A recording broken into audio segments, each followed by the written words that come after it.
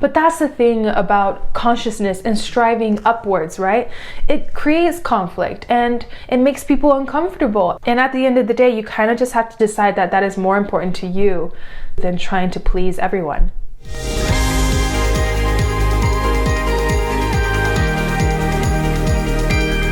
Hey everyone, welcome back to my series on Jordan Peterson's book, 12 Rules for Life.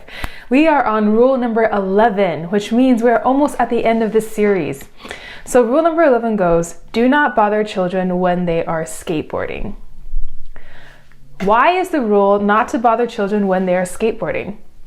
Well, the thing about skateboarding is that it's kind of dangerous. It's not very safe. If you offer to let them skateboard in a more padded, protected area, I'm sure a lot of them would just laugh at you, right? Because it's not about playing it safe. It's about growing in competence. A lot of these kids, they want to prove themselves. They want to grow in their skill, in their competence.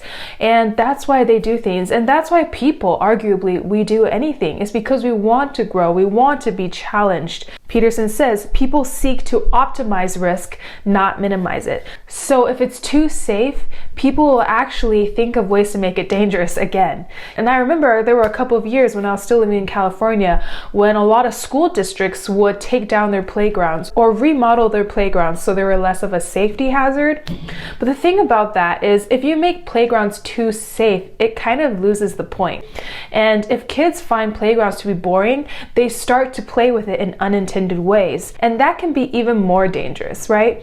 So if you think about this thing, overprotection, there is a dark side to everything. And that's really the point I think that Peterson wanted to drive home. That even though protecting someone might seem like a good thing to do, the fact is that every act of social propriety is accompanied by its evil twin or unconscious shadow. Because there are always repercussions for overcorrecting. I think about when I got into a car accident back in 2011, it was because I overcorrected. And so we always have to be careful of overcorrecting, overreacting, overprotecting, because there are repercussions to that. That's that evil twin, the unconscious shadow. And if you think about it on a bigger scale, communism is kind of like that. It's kind of like an overcorrection to maybe like wealth inequality, right? You can argue that a lot of pro-communists don't actually care so much for the poor as they claim, but that they just hate the rich. And we see that practically because when the Soviet Union was taken over by communism, what they did was send 2 million kulaks to Siberia, right? And these kulaks are kind of the more wealthy peasants. And so a lot of people would associate their wealth with oppression, that they must have gotten rich because they were oppressing poor people. But the reality is that's not always the case, right? Because economically, a small minority of people are responsible for most of the production in any field. This is called the Pareto principle. And so if we get angry at that small minority of people who are creating the most output in our field, then we're kind of getting angry at the wrong people. If we take those people out, what ends up happening is the system crashes. And that's what happened in the Soviet Union. It was followed by the greatest agricultural crash ever, and millions of people starved to death under Stalin's communist regime. So we need to learn that lesson. Equality can often be touted as a virtue, but really is a shroud for tyranny. And we have to be careful when we're trying to overcorrect inequality, that we aren't just tyrannizing those people that we resent or that we're jealous of. So let's move on to the reason why we need to let kids skateboard. We need to let boys become men. We need to let people explore and grow in competence. And Peterson makes a really good point.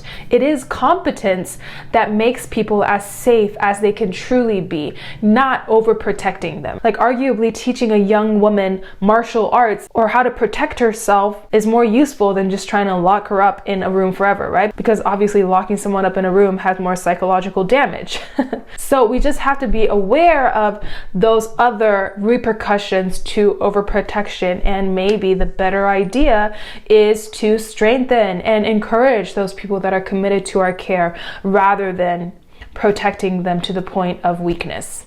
So that's my summary of Rule 11. Do not bother children when they're skateboarding. And I want to share a little bit of my own personal reflection as I was reading this chapter. It sort of reminded me and made me become aware of my family dynamic growing up. Yeah, the story is about me and my mom. I think because I am such a mama's girl, I always strive so hard to please her and not to disappoint her. But growing up, I realized that we started to have a lot of tension between us. And this was for multiple factors. One of them was because we started working together in church. But the other one, I think, was more subtle and subconscious. Back when I was a younger child, basically she had a bad dream, like a literal dream, and I was in it, and it terrified her.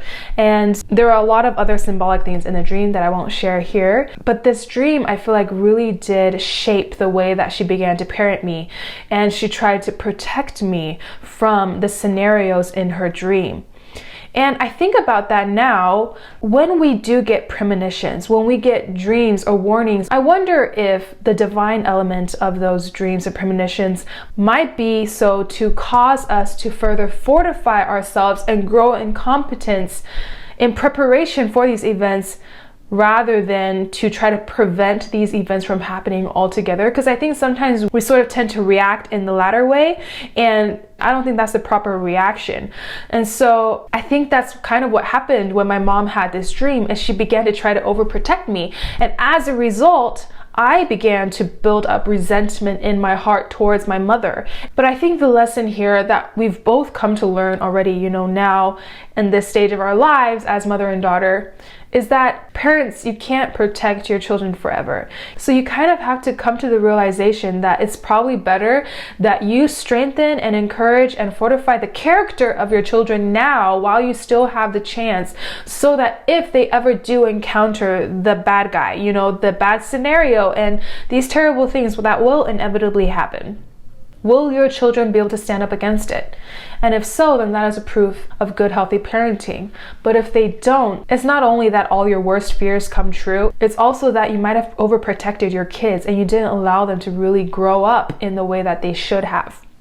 And the very eye-opening thing, I think, for me is that, I had a part to play in all of this.